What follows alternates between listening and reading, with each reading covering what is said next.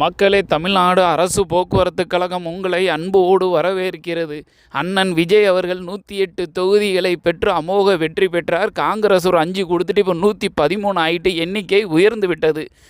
அவர் ஒரு தொகுதியில் அவர் ராஜினாமா பண்ணுனா கூட 112, சபாநாயகருக்கு 1 கழிஞ்சா கூட 111, எப்படினாலும் அமோக தொகுதியை வெற்றி பெற்று விட்டார்.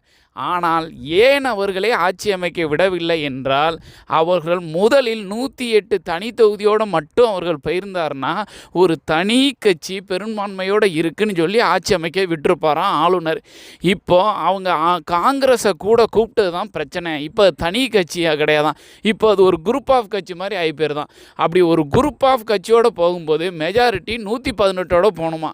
இது ஒரு பக்கம் இருக்க, கன்னியாகுமரியில் இருந்து சென்னை வரைக்கும் பொதுமக்கள் நடைபயணம் கிளம்பிட்டாங்க. மெரினாவில் கூட்டம் கூட போகிறாங்க.